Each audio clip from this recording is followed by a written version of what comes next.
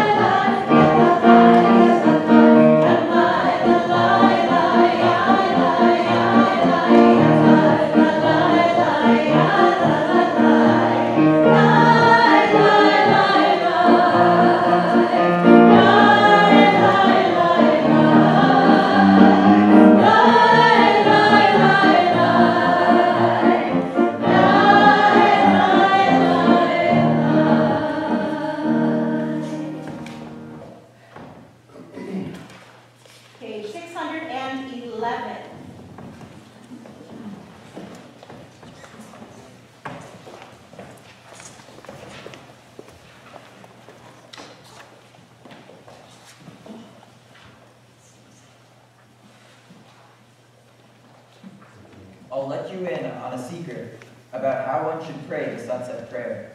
It's a juicy bit of praying, like strolling on grass. Nobody's chasing you, nobody hurries you. You walk toward your Creator with gifts in pure, empty hands. The words are golden, their meaning is transparent. It's as though you're saying them for the first time. If you don't catch on that you should feel a little elevated, you're not praying the sunset prayer. The tuner is sheer simplicity. You're just lending a helping hand to the sinking day. It's a heavy responsibility. You take a created day and you slip it into the archive of life, where all our lived out days are lying together. The day is departing with a quiet kiss. It lies open at your feet while you stand saying the blessings. You can't create anything yourself, but you can lead the day to its end and see clearly the smile of its going down. See how whole it all is, not diminished for a second. How you age with the days that keep dawning, how you bring your lived out day as a gift to eternity.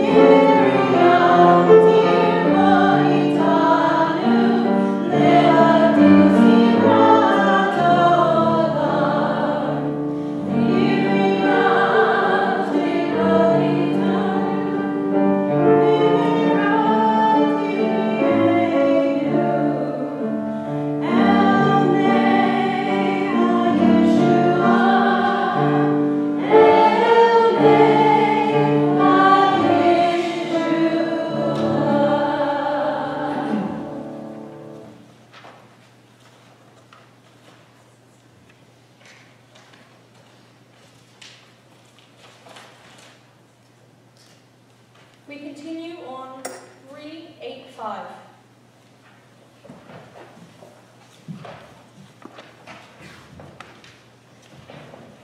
O source of light and truth, creator of the eternal law of goodness, help us find knowledge by which to live. Lead us to take the words we shall speak into our hearts and our lives.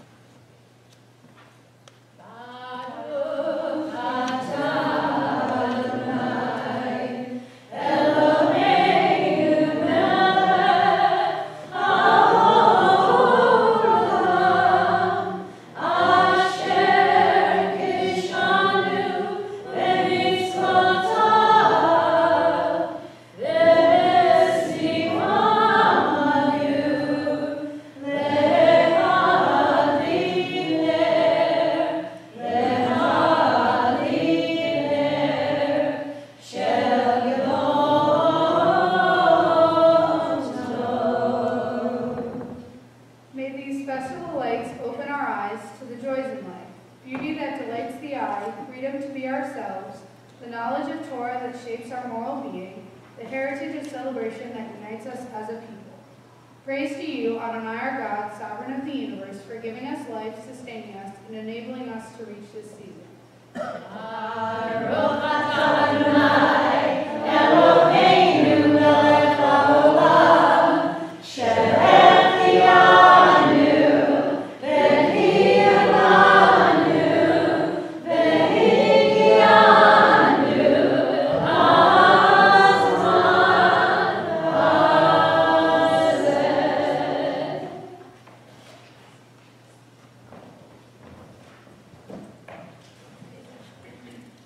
All right. Welcome. I have always been curious about the concept of God, but the more possibilities occur to me of what this God could be like, the more questions are created. If God created us all, it is performing a task impossible for any known living being, or presumably and logically any possible creature living as we know it. But this begs the question, what is life?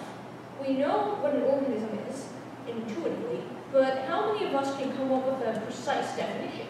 Is God even a living being, an animal, a plant, a creature of its own, or is God non-living and therefore beyond much of our understanding? What is life itself?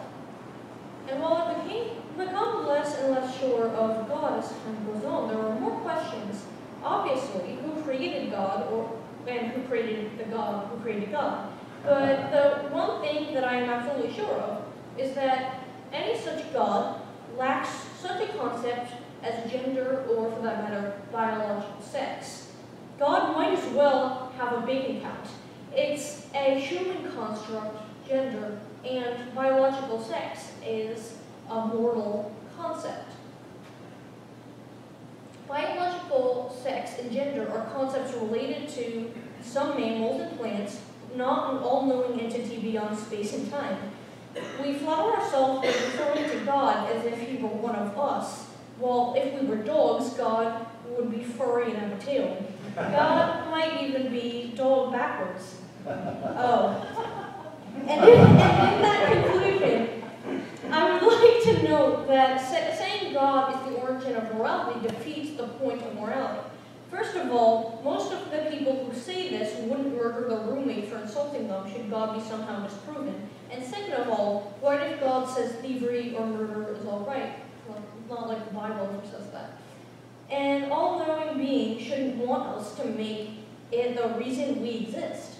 A truly all-powerful God would have no need to be selfish enough to want mortal creatures to give it all that it already has. What does God possibly lack? And that is all. Well, We turn to page 389.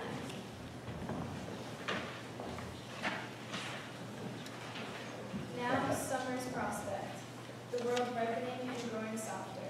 The promise of harvest fulfilled, the warming sun lies before us. Now the vision of Torah, the world at peace and growing gentler. The promise of goodness fulfilled, the loving heart lies open to the mind. Please turn to page 392 and rise for the hot Sukkah.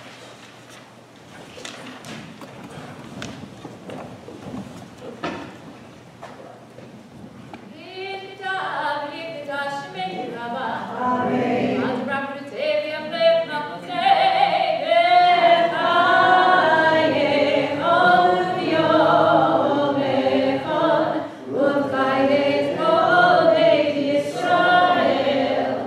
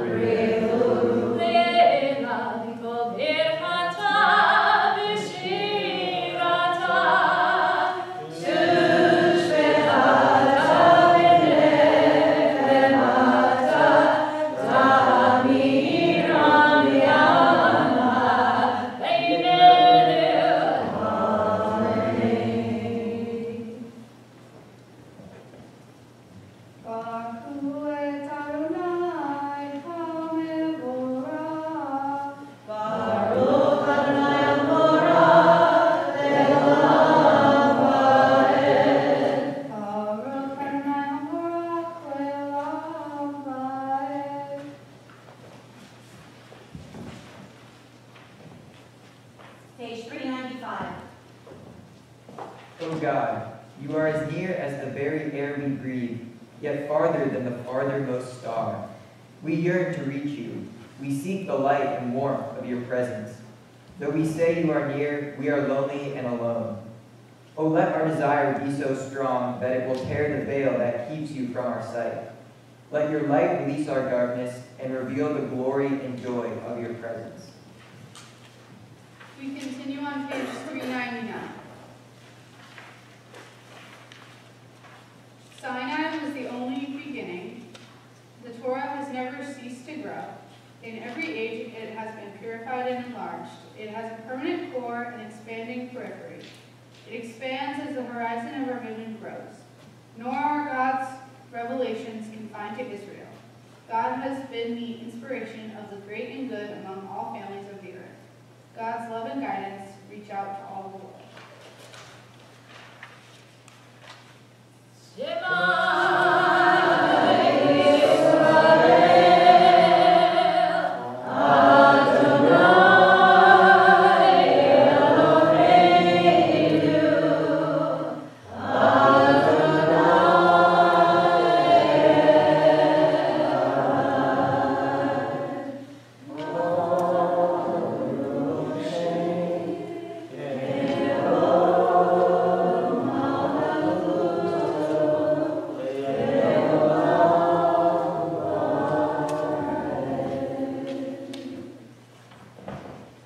Please be seated. Shalom and good evening, everyone. For those of you who don't yet know me, my name is Crair, and I'm a member of the confirmation class of 2018, or 5778. I'd like to begin by thanking my mom and my dad and my little brother David, and really the entire CBSOZ community for being so supportive throughout my entire time here. I'd also like to thank the other members of my confirmation class for our shared learning, exploring, and asking questions. I thank Cantor Belinda for her constant enthusiasm and extend an extra special thank you to Rabbi Bellows for her guidance throughout this confirmation process. When Rabbi Bellows first told us that we had to write about what God means to us, it didn't take long for me to come to the shocking realization that I had absolutely no idea what God meant to me. After much contemplation on the matter, I still regret to inform you that I still don't know. I did, however, come to a bit of an epiphany through my contemplation, which is that many people aren't entirely sure what God means to them, and that that's okay. Now, I can hear those of you who have known since they were 7 years old that God was an old man with a white beard sitting in the heavens, asking me the question, well, if you don't know what God means to you, then why do you even bother coming to services? Why even bother being Jewish? Well, from my point of view, there's something more to Judaism than just showing up to services once a week, or keeping kosher, or saying the Moshe before meals. That being that Judaism gives us a system of morals by which to live. I think one of the most obvious and yet profound of these morals is from the book of Leviticus. Love thy neighbor as thyself, or rather, treat others the way you want to be treated. The Torah also instructs us not to take a bribe, not to steal personal property, not to slay an innocent person, and countless other similarly virtuous statements. For me, this is the root of Judaism. These are the morals I can live by. If by keeping kosher, or fasting on Yom Kippur, or even handwriting an entire Torah scroll yourself, which is one of the 613 commandments, if that helps you to become closer with God, then by all means keep doing what you're doing. But for me, at a time when I'm still a young adult who is trying to find my way in a complex world, I'll stick to Judaism's simple lessons to help illuminate the way, and keep me on track at a time where everything in this world isn't always black and white. Thank you. We continue with the Via Havta on page 402.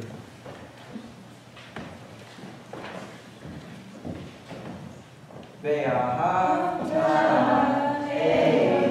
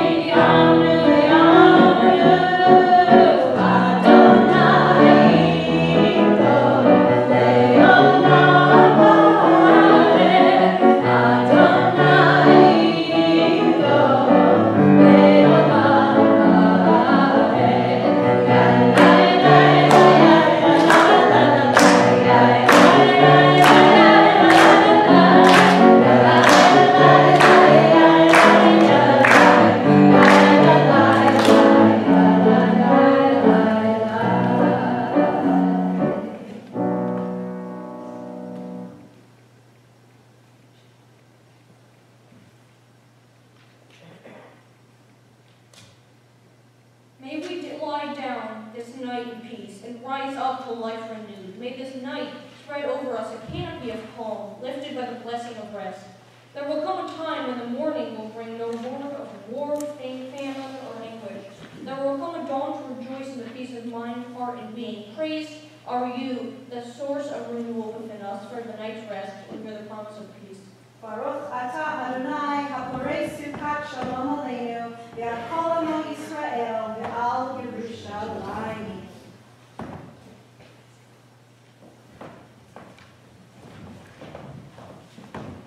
For as long as I can remember, I have believed in God, but I have never been entirely sure how I perceive God.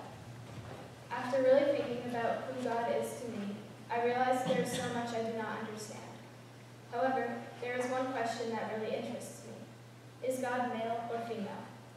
I spent a lot of time thinking about what I really believe.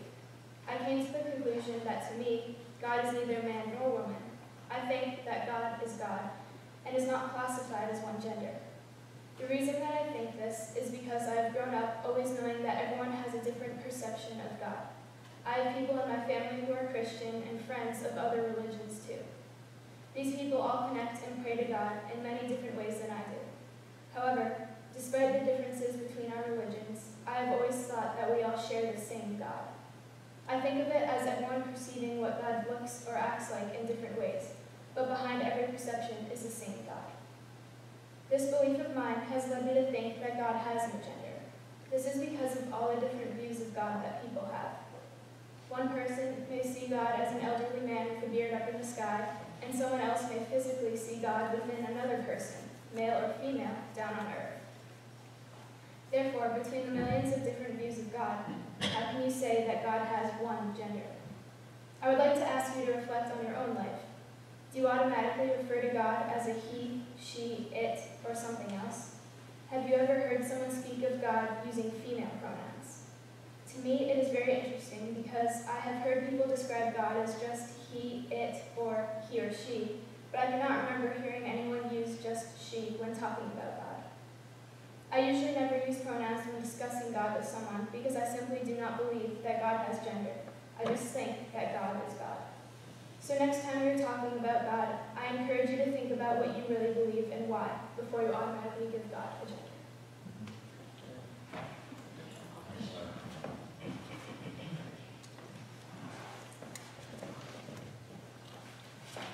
We continue with the tefillah on page 468. Please rise.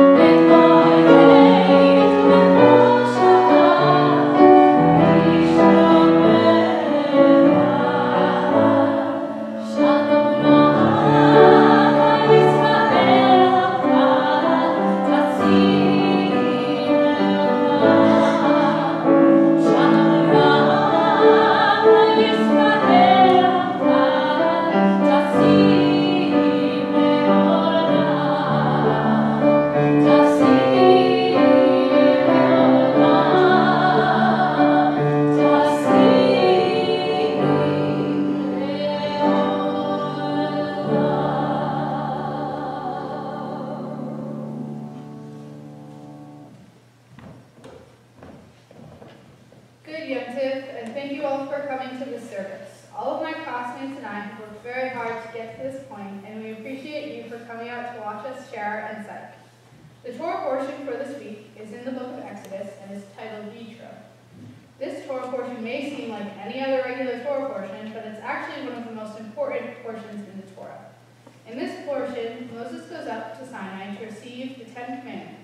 These commandments are transported from Moses to the people of Israel, which causes them to rebel a little bit, causing more problems between humans and God. However, the commandments were then passed on all the way to the generations of today, with the kibbutz, which is the little kids, learning a little bit about them in their classes. For those who do not know, the 10 Commandments are the overarching rules of Judaism.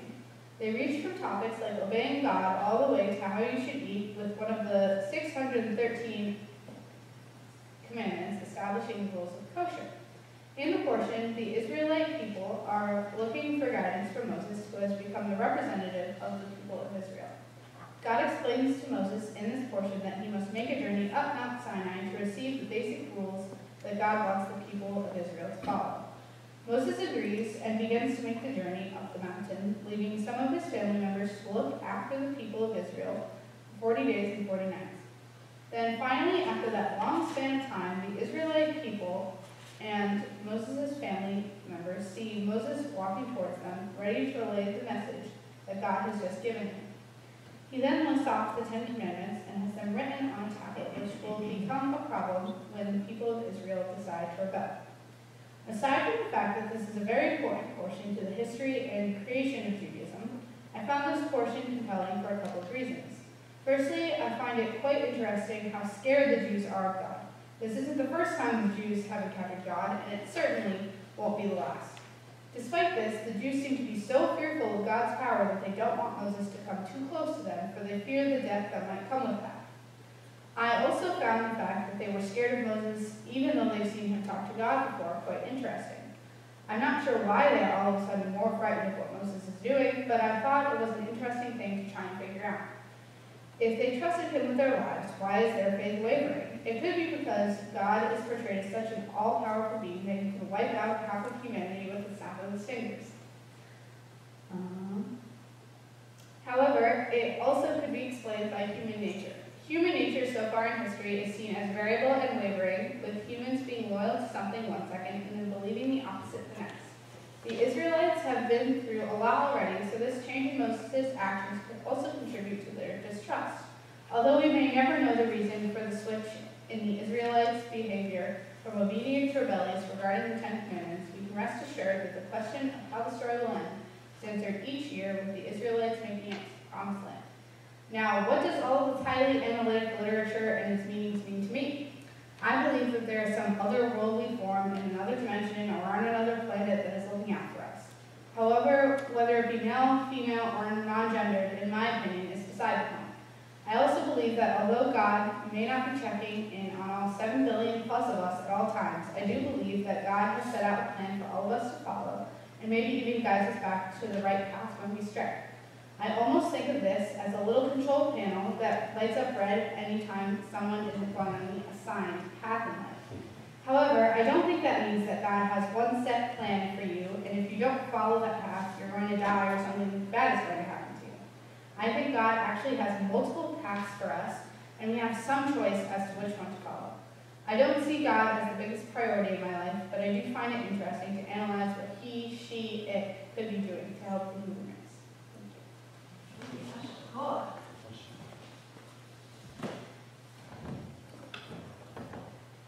Now, with the fascinating insights and theologies of our students here in our space, we're going to turn to Seder Kriyat Torah Yom Tov, our festival reading of the Torah, which you can find in your Sederim on page 494. That's where this section of our service begins. And of course, our Confirmands soon will be reading from the 10 Commandments. If you had a chance to pick up an Etz Chaim Chumash, we'll be telling you where that is. Holly is showing us, yes, it's the maroon book. And you'll be able to follow along. And I'll remind you, it is customary in just a few moments when we read from the 10 Commandments to rise, so I'll be happy to get up and down a bunch of times for each one of the on the oath. Ben and Juliana will be opening the ark for us at this time, and everyone please rise. Amen.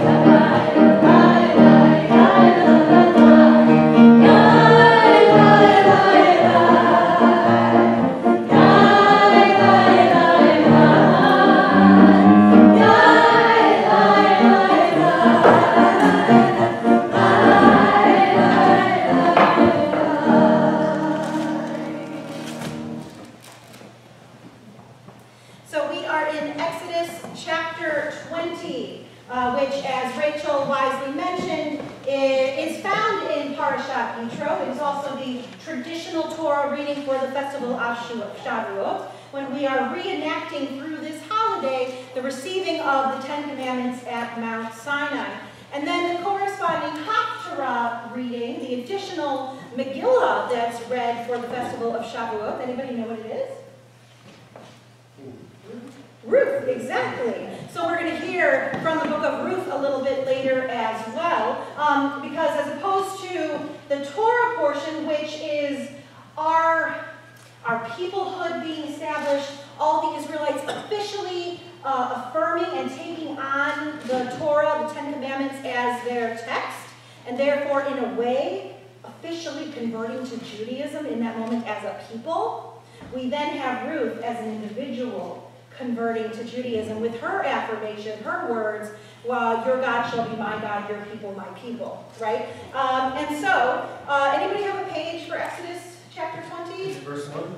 Verse 1. Page 441. 441? Yeah. Thank you, Laura David, 441. So each of our aliyot this evening will be recited by the family members of our confirmands. And so I'd like to first invite up the Burzins for our first aliyah.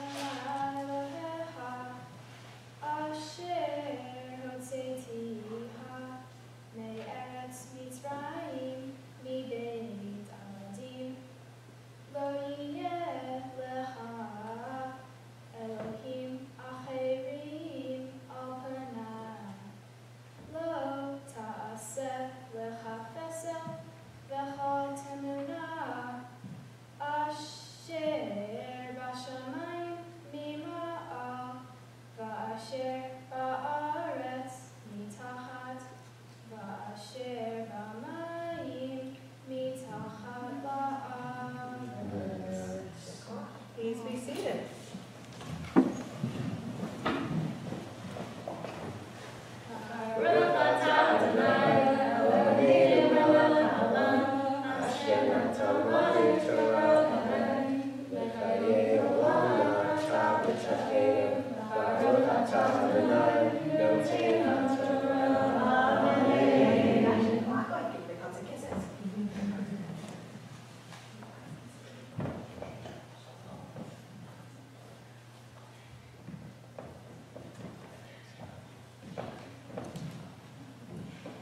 And now for our second aliyah tonight, it is a privilege to invite up the Crair family.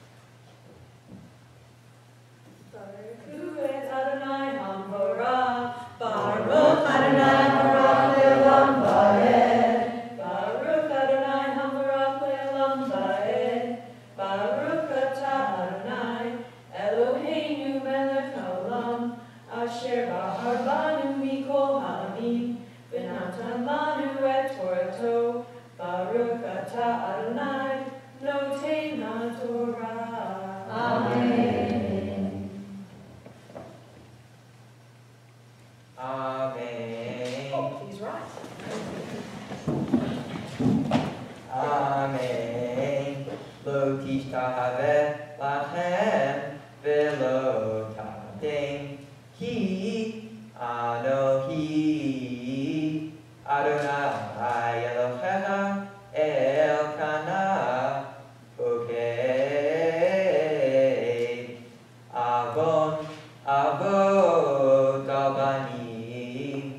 Al Shalashim ve'al Ribeim Lisonai ve'oseh chesed la'alafim.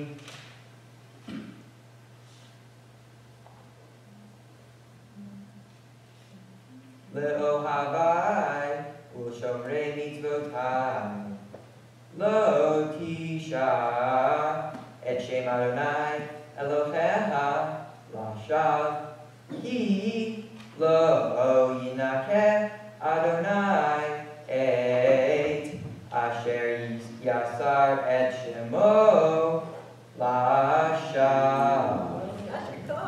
Please be seated. Baruch atah Adonai, Eloheinu melech haolam, asher natan lanu Torah zemet, v'chayei olam natan ketorheinu. Baruch atah Adonai, noten haTorah. Amen.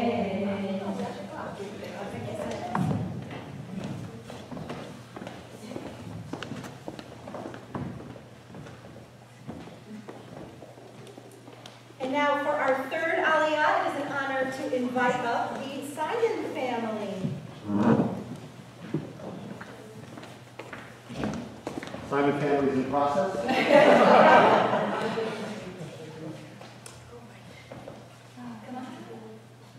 Yep.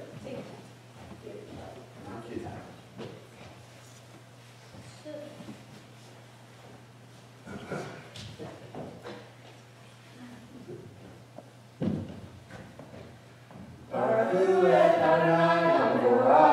Baruch Adonai Baruch Elam Ba'ed. Baruch Adonai Baruch Elam Ba'ed. Baruch Atah Adonai Eloheinu melech haolam, asher bahar banu mikol ha'amim, v'natan lanu et Torato. Baruch Atah Adonai noten haTorah.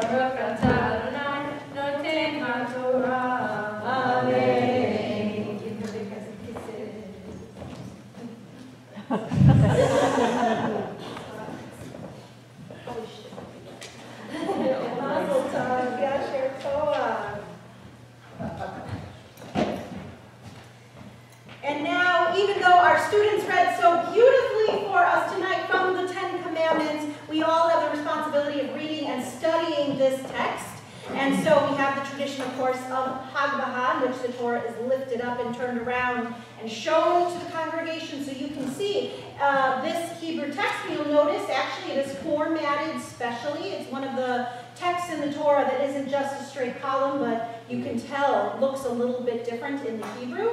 Ben will be lifting up the Torah for us, and I'm going to invite you all once again to please rise.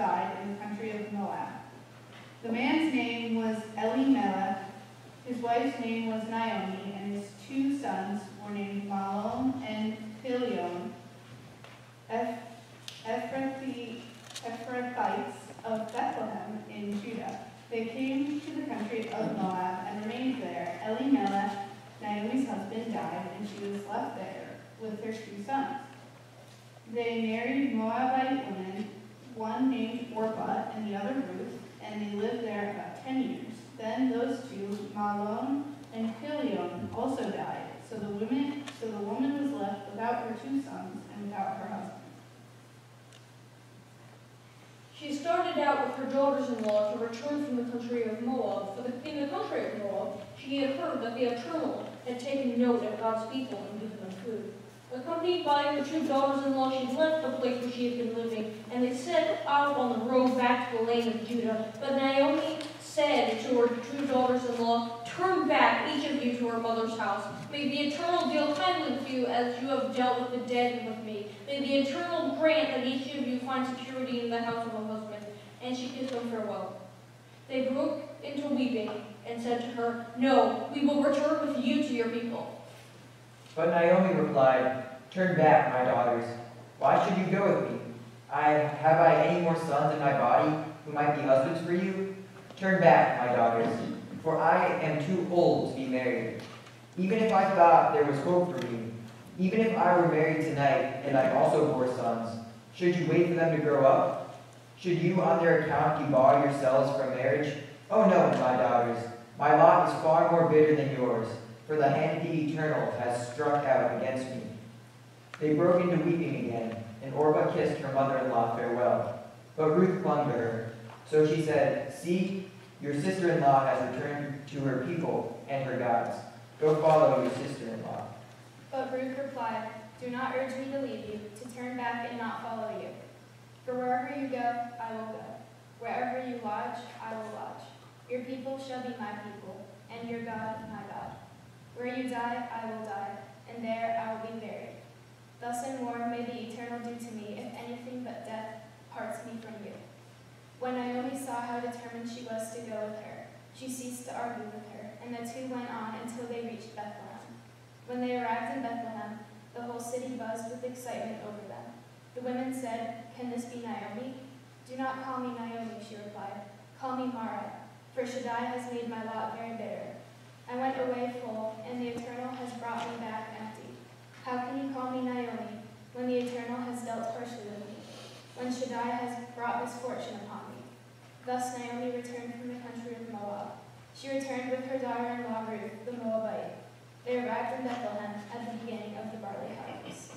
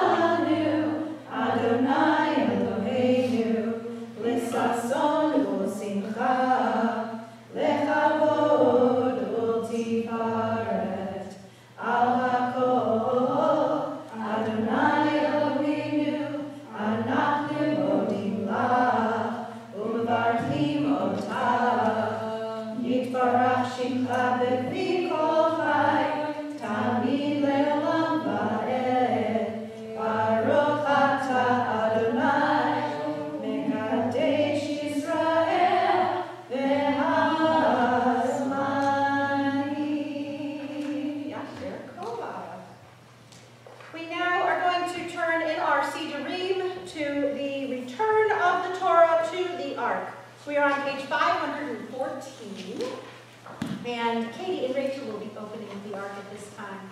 Please rise.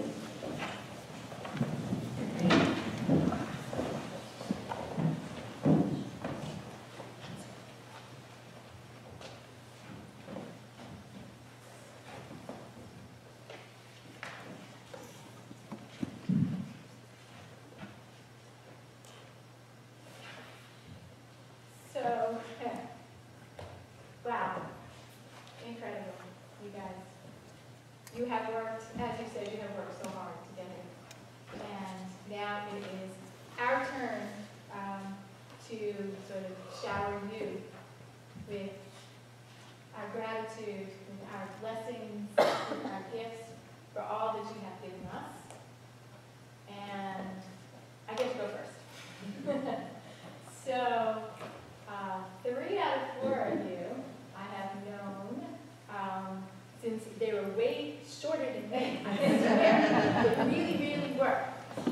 And Juliana, I only got to know this past year. And it has been a joy. So I'm going to start with you, actually, because, well, it really is. So I don't know Juliana as well as I do the other young people here, obviously. But I know you through my daughter, Rihanna. You remember Rihanna? Brennan? I must, because getting someone's name and Gelven is impolite, and I would never forget someone's name. Okay, good answer. Rihanna graduated from Franklin last year, and always communicates to me how adorable you are, how much the Franklin community loves, and Brad shaking his head, loves you to pieces, how incredibly intelligent you are, how funny you are, and everybody just loves to just shower with you, and how willing you are to just come into all the situations that are presented to you in with such ease. It's really a gift. And you have done the same thing here, not being a student of us as these other guys have. And you come from another school, and you schlepp here, and I happen to know that you are in classes even longer than these guys are, because you have to go Saturday mornings as well. So you are schlepping here on Sunday during your precious time off. And that has been an amazing commitment. And we are so grateful that you have chosen us to celebrate this milestone in Jewish learning. And I'm hopeful that it's, again, just a milestone, right, guys, right, family? That this is going to continue. Because you know that adults will be able to say how much you have contributed to the class during the year. And I've heard you. It's been amazing. Thank you. Rachel. Oh my God.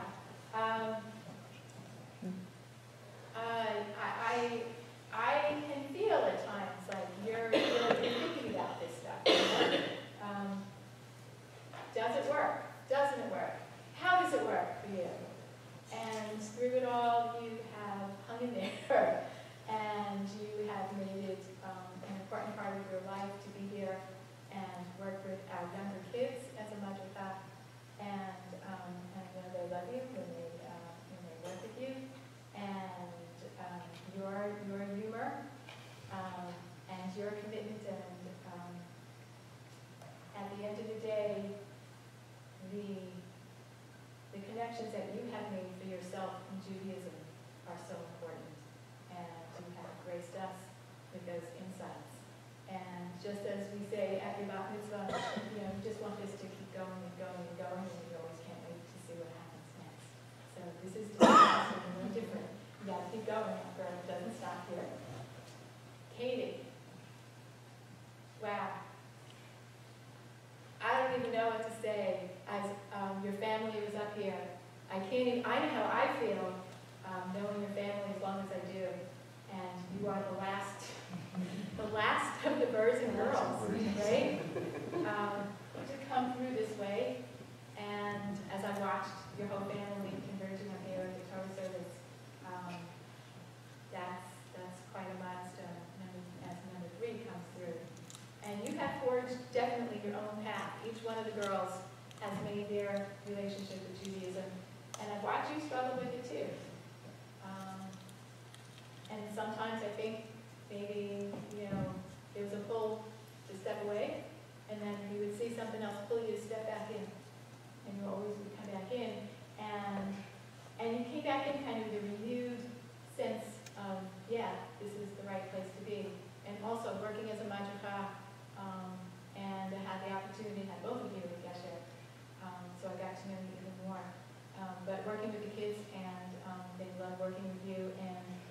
having you at home has been a real blessing. So, can't go anywhere yet. Sorry, you're still in it, still holding your guys back in. And last but not least, Mr. Ben. I want to know what they're feeding you, first of all. Oh my gosh. Oh my gosh, oh my gosh. You have this quiet wisdom about you since you're like this. The wheels turning and thinking. And all along, parsing out, what makes sense, what doesn't also struggling with this, what is this tradition that was handed me? And I am beyond thrilled that you have very clearly stated what connecting as a Jew means to you. The rituals are good for those who find it meaningful, and for you, it's about the moral teachings, it's about how to act in the world, and any environment that I see you in, any situation that I see you in, I see all of the teachings that you have absorbed and integrated and made your own. And I'm very, very grateful to have been a part of that. I'm grateful to have been a part of all of the time that you have spent with us to get to this point. So I will conclude with Chazak, Chazak, Benit, Chazek. May you go from strength to strength. And have the hug. Oh, beautiful. Beautiful.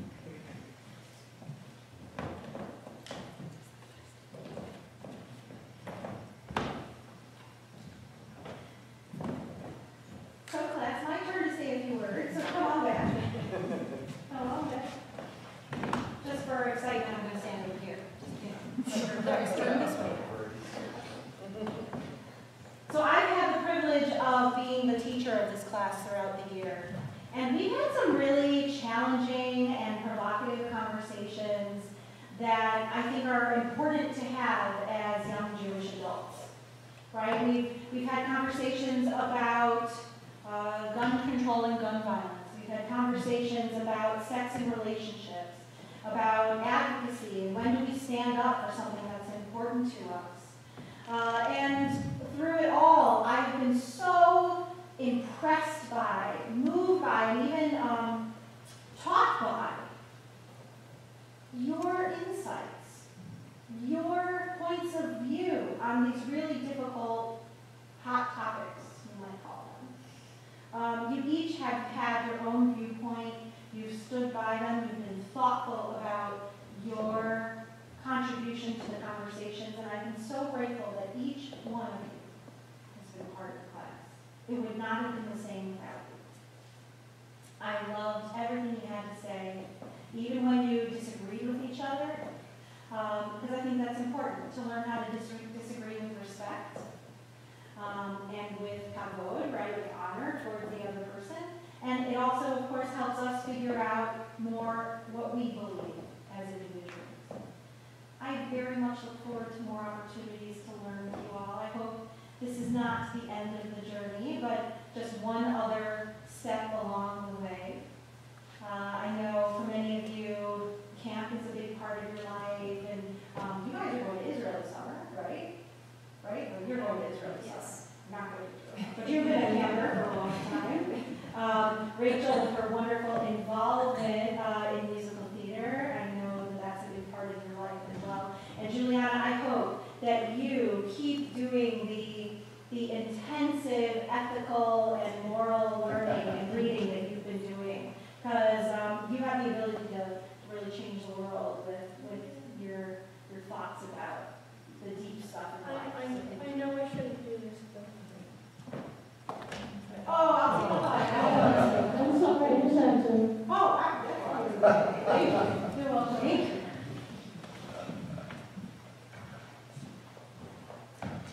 When the Israelites gathered at the foot of Mount Sinai to receive the Torah, they rejoiced, exclaiming, Na'aseh v'nishma, we will do and we will understand. So great was their anticipation that they pledged themselves to follow God, even before knowing precisely what was being asked of them. Since that moment, we Jews have been first saying, Na'aseh, we shall do, and then Nishma, we will understand. Our affinity with our Israelite ancestors inspires us to continue to embrace our heritage in every generation, carrying words of Torah on our lips and in our hearts. Through learning, we are taught the language of our people, which is, of course, Hebrew, which you all read so beautifully tonight. And we are inspired to observe Jewish customs and to ponder Jewish ideas, even before our minds are totally ripe enough to understand them. But for this heritage to take root deep in our hearts, we must continually strive to hear the commands of our religion and to learn to appreciate its beautiful teachings. Whatever the circumstances that lead us to this sacred space, we all must pledge to become Jews by choice. So we look to you now, our wonderful CBSRZ Confirmands, to take your place as guardians of this sacred heritage, to carry forth God's light and truth into the world. Thus, can you help our people to answer the prophetic call to be a light unto the nations, and to inspire your peers, your family, and everyone you meet to engage in the task of Tikkun Olam, working in partnership with God for the betterment of our world. And together we say, Amen. We are now going to bless our confirmands under this beautiful handmade chuppah that some of our students created last year? Yeah, well, last 2 years. Over the last 2 years. So can we have a few taller people help us with this? And let's do it the way this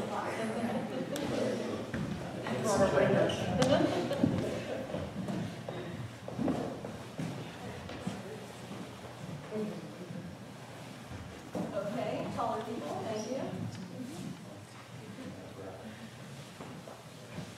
Got it? Good job.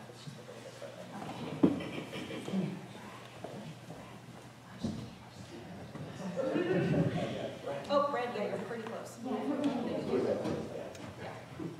I mean, I know there's a Dr. Max, but still.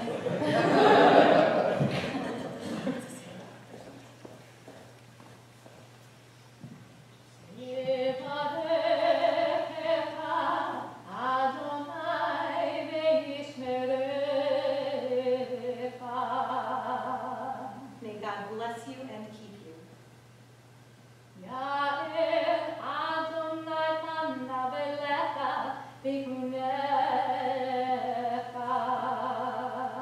May God's light shine on you and be gracious to you.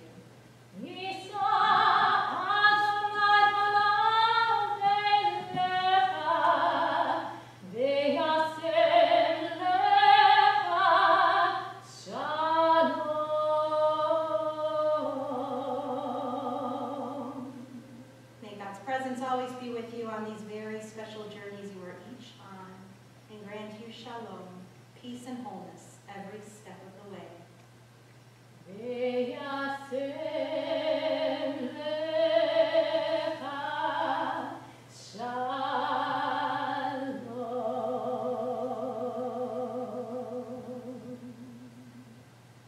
you hear our song?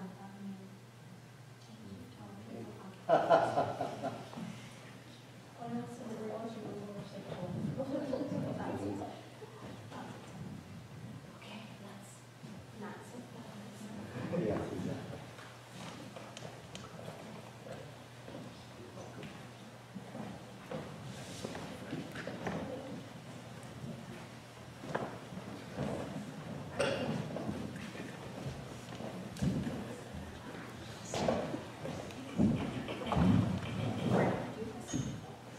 Do you want to say anything?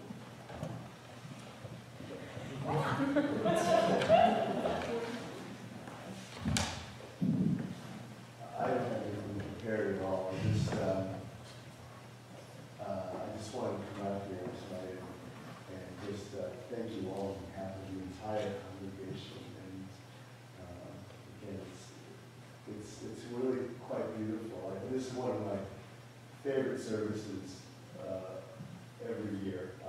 I'm not always good at attending Shabbat services, and my rate's a little loaded. But I'm pretty good. I'm about 85, 90% when it comes to this service. And every year it's just different and beautiful.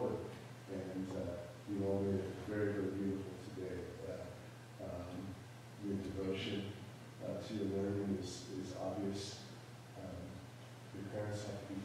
proud of you. Our whole congregation is proud of you. And I wish you the best going forward with your Jewish journey. Thank you. So on behalf of our congregation, we have gifts for each of you. Our Wednesday morning minionaires, even though our Wednesday morning minion has come to a close, it was still important to them to present you all with a Tanakh of your very own, with a Hebrew Bible of your very own. And we have a certificate for each of you commemorating this day. So keep them.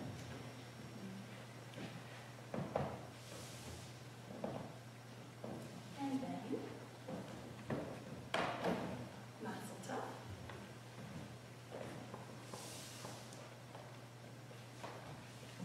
And Rachel. And last but certainly not least, Juliana. Thank you.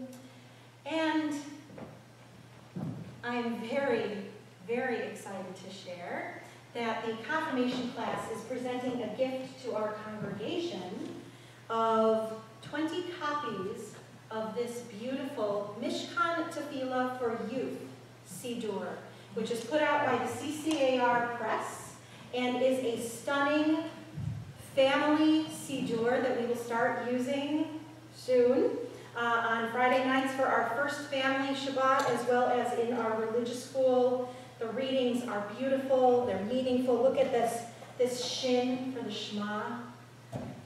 It's very visually exciting for our younger congregants. So thank you all so much. Thank you to families for this really meaningful contribution to our congregation. Thank you all. Mazel Tov, everybody. You guys can go sit with your family.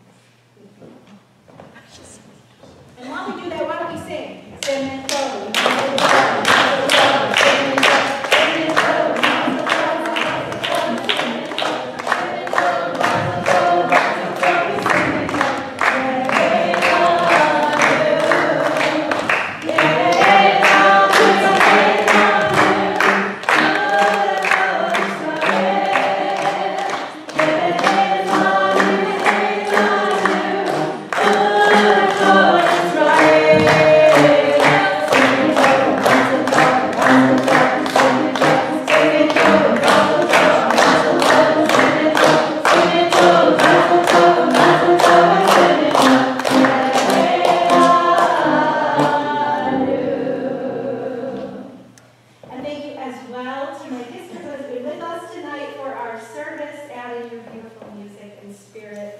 Now, because Shavuot is one of the 4 occasions during our year when it is traditional to recite the Yizkor memorial prayers, we will now be turning to that portion of our service, which begins in our Sidurim on page 578.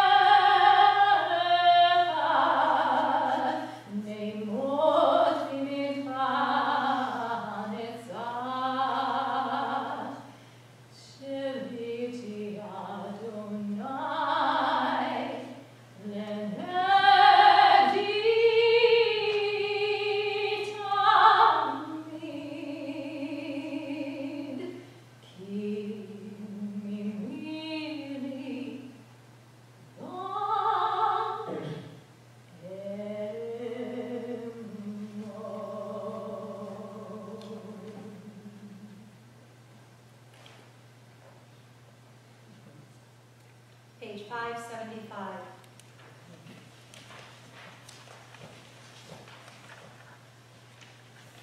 Birth is a beginning, and death a destination, and life is a journey from childhood to maturity and youth to age, from innocence to awareness and ignorance to knowing, from foolishness to discretion and then, perhaps, to wisdom, from weakness to strength or strength to weakness and often back again, from health to sickness and back we pray to health again, from offense to forgiveness, from loneliness to love, from joy to gratitude, from pain to compassion, and grief to understanding, from fear to faith, from defeat to defeat to defeat, until looking backward or ahead, we see that victory lies not at some high place along the way, but in having made the journey, stage by stage, a sacred pilgrimage. Birth is a beginning and death a destination, but life is a journey from birth to death to life everlasting.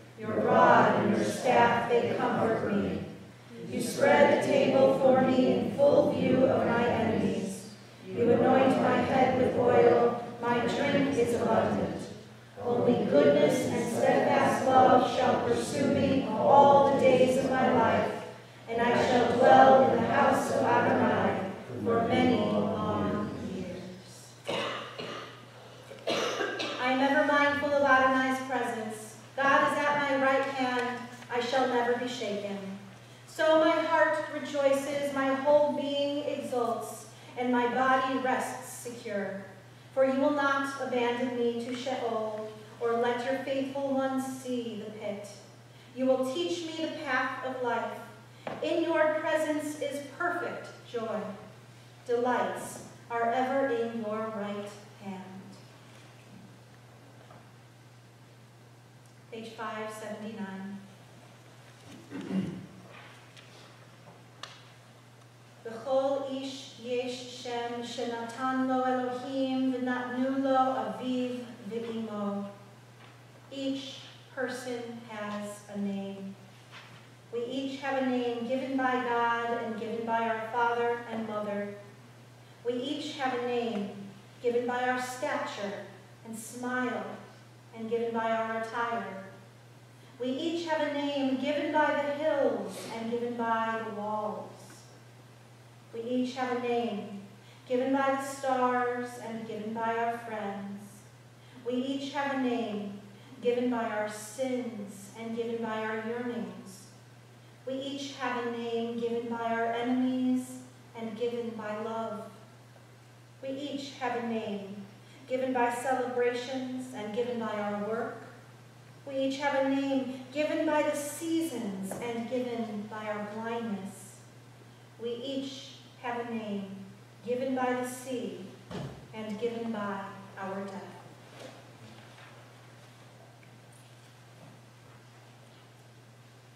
The community of Congregation Beth Shalom Rodfei Tzedek marks the recent passing of Gloria Betty Peterson and Betty Lavender. We are also thinking of all of those lives tragically lost in Santa Fe, Texas, and all those who were such wonderful presences in our lives. Those lights, those souls whose legacies live on in us, whose spirits remain even though their time on earth has come to a close. We turn together to the silent Yizkor prayer on page 580, and I invite you all to please rise.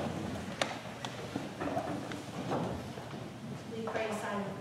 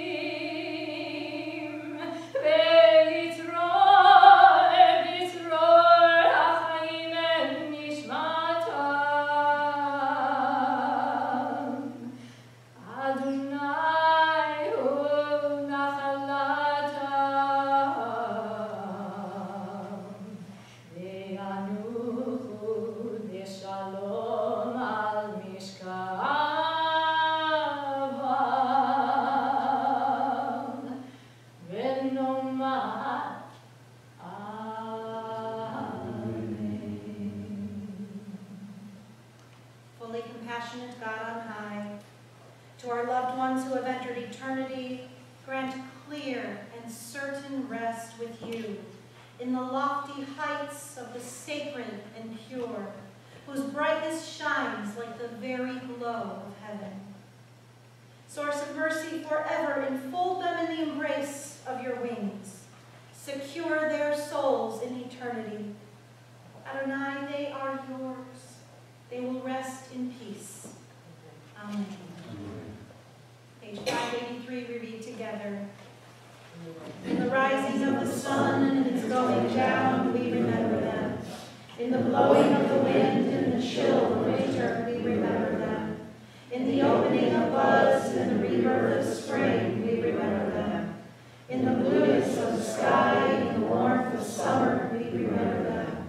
In the rustling of the leaves and the beauty of autumn, we remember them. In the beginning of the year and when it ends, we remember them. When we are weary and in need of strength, we remember them. When we are lost and sick at heart, we remember them. When we have joys we yearn to share, we remember them. So long as we live, they too shall live, for they are now a part of us as we remember. We remain standing and turn to 586 for a leaning.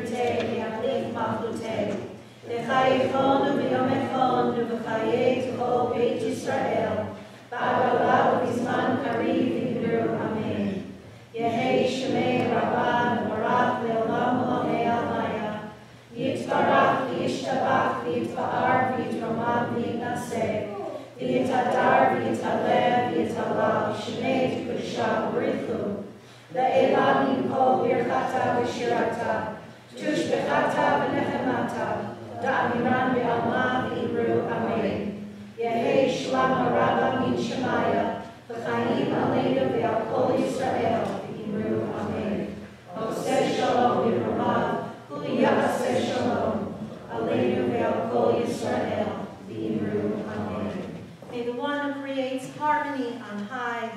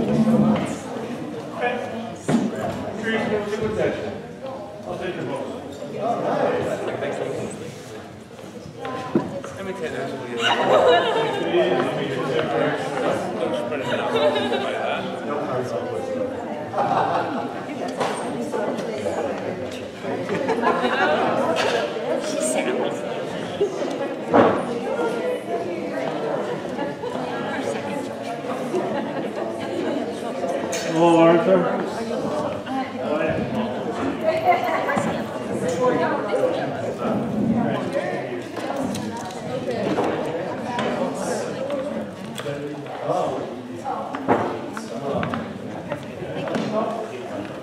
Beautiful job.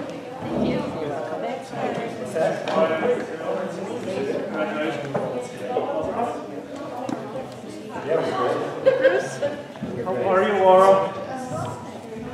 Good, thank you. Thank you, Mazel. That's it.